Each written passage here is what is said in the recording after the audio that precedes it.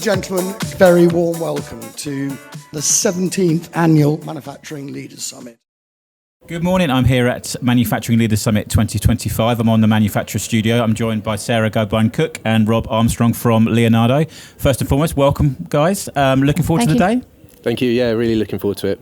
You are opening up this morning with one of the keynotes, the two of you. You're going to be talking about Leonardo's sustainability journey. Can you give us a bit of a feel, a bit of a flavour about what the audience can expect from today's keynote? Yeah, I think for us, sustainability is becoming a more and more important topic, and at Leonardo, like any other company, it's really kind of come to the forefront. So we're going to talk a bit about our sustainability plan and our road to net zero, but also about what that means in practice. So how we're applying it to design for sustainability, novel manufacturing processes we're looking at, and digital transformation and how that's kind of underpinning it all. Probably should have kicked off with this, but can you both give us a little bit of feel for your respective roles at Leonardo, particularly with a view to sustainability? Should I go first? So I'm sustainability lead for the electronics business. So it's my role to support all areas of the business to embed and enact sustainability. So we have a UK head of sustainability, and then each division has their own sustainability lead. It's positioned in that way because of the complexity of the business. So for our electronics business, we're able to apply sustainability kind of like in its own company, like an SME. Okay. So that's why we have sustainability leads in each area.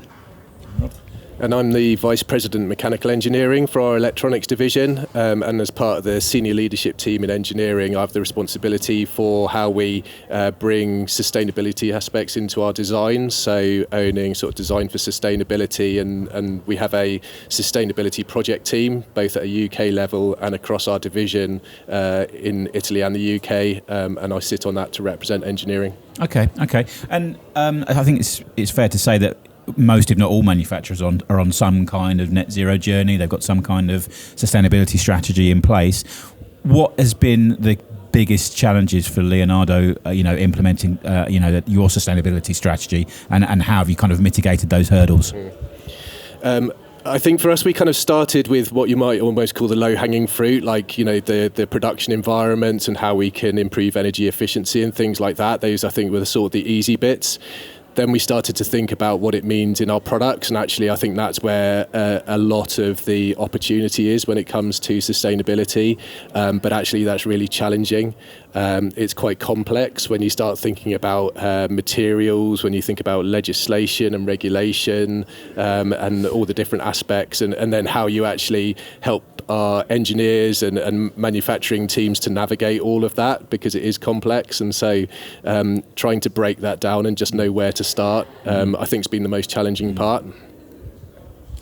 To Rob's point, absolutely low-hanging fruit is a great place to start. We support our suppliers to move in their journey for decarbonisation, working first on their scopes 1 and 2, so their emissions in their own operations. And a really easy thing that you can do now is just to switch over to renewable electricity. It is now globally much cheaper than fossil fuels. That's just happened very recently. And so that's an easy first step. But to Rob's point, then it becomes a bit more complex. Something that we've also done at Leonardo is really try to engage our workforce. So we have a UK sustainability network, and that network, alongside local sustainability groups, is about bottom-up employee engagement. And what we found is that we can put all of these initiatives out from a group perspective and from a UK perspective and electronics perspective, but unless you have engagement on the ground, it's really hard to get traction. So those local sustainability groups is really about trying to engage our community in their personal lives as well as their work lives around sustainability. Yeah, I was going to ask about that people piece actually, because when we talk to manufacturers about implementing any kind of change within the business, when they talk about that sort of bottom-up approach, it can't be just a board level decision that just gets rolled out without any sort of involvement and integration within the existing workforce. I mean, that's been an important part of Leonardo's journey. Yeah, absolutely, and it will continue to be really central. You need to marry the top down and the bottom up. Otherwise, you just get this this void in the middle where nothing actually happens. You need the encouragement of leadership and the commitment from leadership down, but you also need the people on the ground being willing to put in the time and the effort, and also the mindset to think about things differently, to think about sustainability. One of the things we always ask our colleagues to do is, if they were to do one thing, it's just to ask the question in their teams, what are we doing about sustainability? Just by asking that question, it raises the issue, and then discussions can come from that. Sure. Yeah. And with all the challenges that are going on in manufacturing, you know, there's the sort of long-term ones around, you know, constant, it seems, supply chain disruption. You know, there's the battle for skills. There's, you know, how and where to deploy emerging technology, and then you've got the sort of the things that crop up, which leads to sort of that firefight. You know, we've had cyber attacks this year. We've had, you know, Trump's tariffs as well. You know, ever changing. When manufacturers are sort of doing that firefighting, how difficult is it to kind of maintain that focus on that long-term sustainability goal? Yeah, I think it is just it's another of those things to add into the mix, and you know, people have a lot to consider when it comes to, you know, designing products, when it comes to production and needing to meet the needs of our customers, all those things. What we've tried to do is just build it into normal working practice. So the sort of governance that we put around it in terms of our processes and training, upskilling, all those kind of things. We're just trying to include sustainability into things like just good design practice. So whether we're thinking about design for manufacture or supportability, maintainability of products, sustainability is now an equally important consideration. But we want people to do that not as a sort of additional bolt-on, but just as part of their day-to-day working, as part of how they go about doing their job. Okay.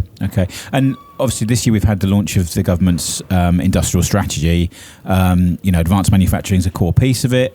There's a lot in there around, you know, trying to reduce, you know, the astronomical energy costs that are so, you know, prohibitive for UK manufacturers. Do you think there's enough in there that can really drive that sustainability agenda forward and help UK manufacturers get to where they want to be? I think that it's good that it's really kind of front and centre in there, and it is important, and I think we recognise the importance of it. I think for us it's always the challenge of like how we actually deploy that in our operations. So the kind of investment that we need to do it. For us, quite a lot of how we're trying to achieve it is through external collaboration. We sort of recognise that we can't do it all within our own four walls.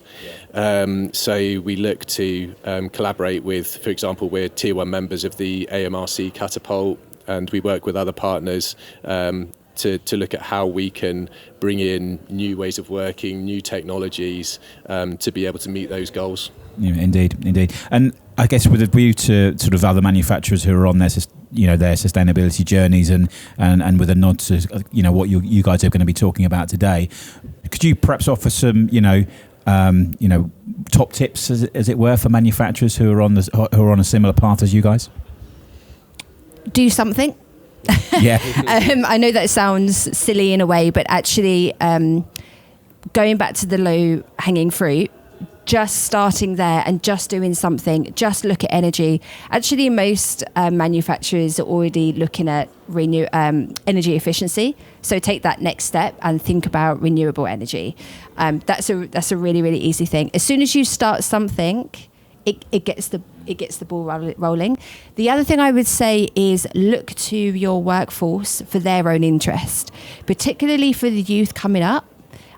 For millennials and Gen Z generations, they actually know a lot more than you might think. So utilise that passion, utilise that knowledge, and utilise their enthusiasm to bring in some innovation into your workplace. And it's a key driver for them as well, right? So absolutely. It can be a real influence over sort of career choices, job choices and things like that. Yeah. Yes, absolutely. And that's something we are very, very conscious. So we're hoping to do a bit more work with our early careers in Leonardo to really tap into that. We're quite fortunate we have really strong graduate schemes, strong apprentice schemes, but we still want to utilise that more to help drive our sustainability journey even quicker. Yeah, and sort of alluding to your point about low-hanging fruit, I think I was interviewing someone earlier this year that said, I think they said that imperfect today is better than perfect tomorrow. It's just sort of, as you said, do something, get started, get the ball rolling.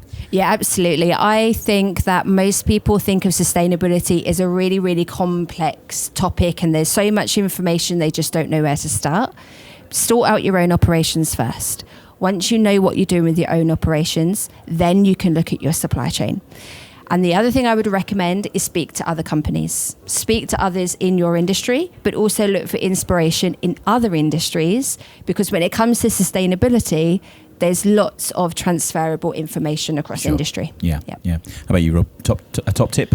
I think from a design point of view, it's really trying to focus on where you can get the biggest benefit. So looking at your products, is it the materials you use? Is it your manufacturing processes? Is it transportation? Is it in-use operations? But if you can really sort of understand your products and what it is that kind of drives the carbon footprint, what it is that drives the other sustainability aspects, and just focus on that one thing and how you can improve that, then I think that's a really good place to start. Yeah, indeed. And just finally, guys, with a view to the summit over the next couple of days, and a word you said earlier, Rob, collaboration. I mean, that's a key word for us over when we run this summit, bringing manufacturing together.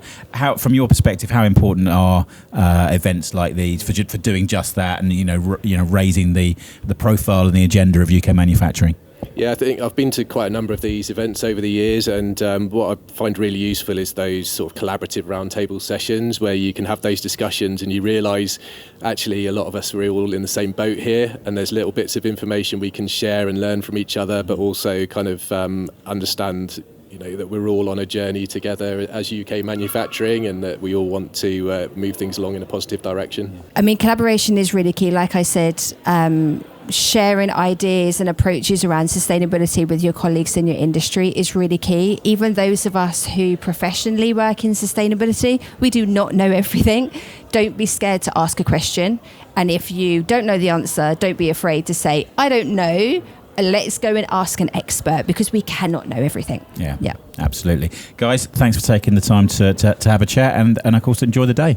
Thank you very much. Cheers.